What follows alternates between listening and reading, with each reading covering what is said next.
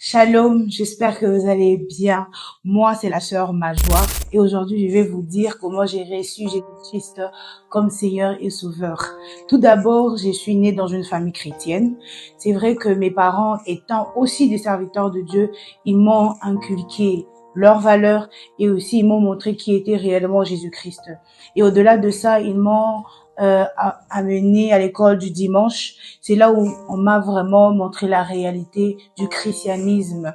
Étant toute petite, même quand je chantais, je savais qu'il y avait un Dieu non seulement dans les cieux, mais aussi dans mon cœur. Ils m'ont dit que Dieu n'est pas seulement au ciel, mais il est partout. Il est dans ton cœur. Et je les croyais fermement. Mais les choses ont changé quand j'étais adolescente. Vous voyez, je peux dire pubère. Quand j'ai commencé à grandir, c'est quand j'ai voulu maintenant me découvrir. J'ai voulu savoir qu'est-ce qui se passe. On peut même dire toucher à l'interdit. Je voulais vraiment vivre, bien voler de mes propres ailes. Malheureusement, le diable est passé par là. Et avant ça, j'aimerais dire que Dieu m'a délivré du mensonge. Il m'a délivré de l'insolence et aussi des chansons mondaines. Mais ce qui est un peu plus grave, c'est donc le diable m'avait vraiment utilisé avec le mensonge. Les choses ont changé comment? Tout a commencé plutôt pendant la nuit quand j'ai dormi. Beaucoup de gens ont changé en une seule journée, vous voyez. Alors c'était quand j'étais en train de dormir, j'étais seule et j'ai senti une présence, je peux dire maléfique.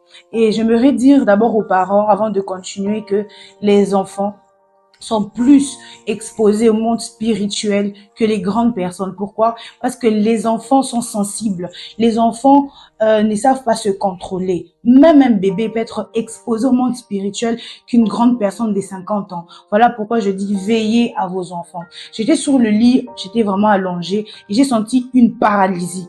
Et pendant que je sentais cette paralysie, il y avait quelqu'un à côté de moi. Cette personne me disait, j'écoutais, me disait que toi, tu commenceras à mentir. Et après ça, j'ai senti une puissance qui est descendue sur moi. Et après, la personne est partie. Heureusement que j'ai dit à mes parents que maman, papa, je ne sens pas quelque chose de bien dans la chambre. Papa aussi a prié pour la chambre et tout s'est bien passé, mais je ne les avais pas dit que j'avais écouté quelqu'un qui me parlait. Et après ça s'est même empiré. Je ne pouvais plus dire la vérité. C'était vraiment très compliqué pour moi de dire la vérité. Je peux être en classe, je mange, parce qu'en classe, normalement, on ne mange pas. Et je pouvais être là, je mange. Et le directeur de discipline me dit, Major, je te vu en train de manger. Pourquoi tu manges? Mais je nie. Je dis que je ne mangeais pas.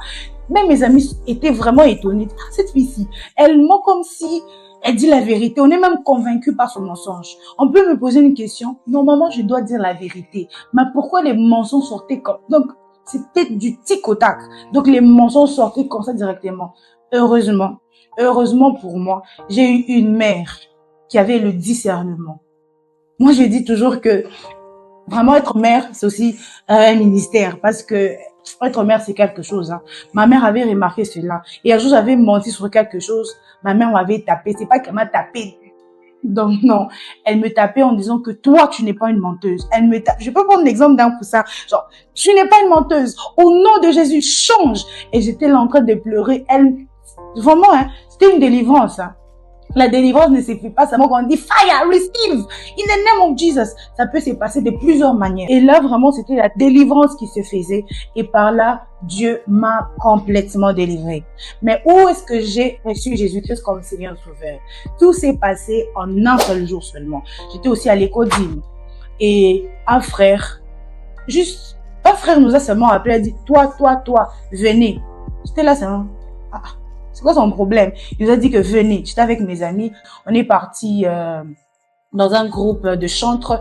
Ils nous ont dit que vous voulez chanter. Et moi, j'ai dit, oui. On est assis là, on commençait aussi à chanter. Mais je ne comprenais pas ce qui s'est passé. Et après ça, on a eu des enseignements. Et pendant qu'on était en train de prier, les autres étaient vraiment remplis, sauf moi. C'est vrai que je pouvais crier, je pouvais manifester. Vous voyez un peu quand il y a je pouvais manifester, tomber. mais je ne sentais pas vraiment ce que les autres pouvaient ressentir. Les gens parlaient en langue, les autres peut-être partaient en extase, ils étaient là, les autres disaient que non, j'ai vu des anges, d'autres j'ai des visions, on s'en fout moi. Et un jour ça m'avait vraiment touchée, je voulais aussi expérimenter Dieu, je voulais aussi rencontrer Dieu.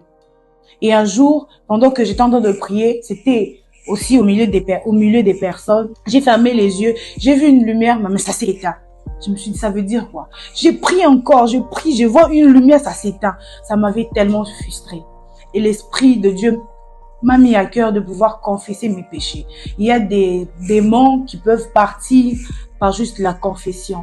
Je suis partie confesser chez un frère, j'ai dit frère, je fais ceci, cela, vraiment j'en ai marre. Et on a prié et le lendemain, c'était à lundi. C'est quand j'ai vraiment reçu, je peux même dire le baptême du Saint-Esprit, c'est quand j'ai vraiment reçu cette consécration, j'ai été maintenant consacrée. Et jusqu'aujourd'hui, je sers encore l'Éternel. Jusqu'aujourd'hui, Dieu m'a délivré. Aujourd'hui, je le sers. La leçon que j'aimerais donner à tout le monde, c'est aux femmes. S'il vous plaît, tenez au sérieux les âmes de vos enfants. Vous êtes peut-être, je peux même dire, vous êtes les pasteurs de vos enfants. C'est vous qui devrez amener vos enfants à Christ. Qu'est-ce que vos enfants écoutent? Qu'est-ce qu'ils disent? Soyez toujours attentifs. C'est par ma mère que j'ai aussi été délivrée. C'est par ma grand-mère que j'ai été délivrée de l'insolence. Elle me disait toujours, Majo, tu es insolente, hein? Tu parles mal. Et moi, je dis, je ne parle pas mal, hein. Moi, je parle bien, mais je partais à l'église. Elle m'a dit, Majo, tu parles mal. Et un jour, je l'avais entendue en train de prier pour moi. Elle était à côté. Elle dit, Seigneur, s'il te plaît, change ma joie avec son insolence. Et ça m'avait touché, ça m'avait fait mal. Et à partir de ce jour-là, j'ai décidé de ne plus être insolente. Pour les chansons mondaines, c'était aussi par mon ami, c'était juste simple. Un jour, je lui dis, tu as écouté la chanson de telle personne? Elle me dit, je veux plus écouter les chansons mondaines, ça m'intéresse plus vraiment. J'ai décidé d'échanger. Et cette parole a encore touché mon cœur et j'ai changé. Dieu peut délivrer tout le monde de plusieurs manières. Voilà pourquoi aujourd'hui, je vous exhorte aussi de donner votre vie à Christ.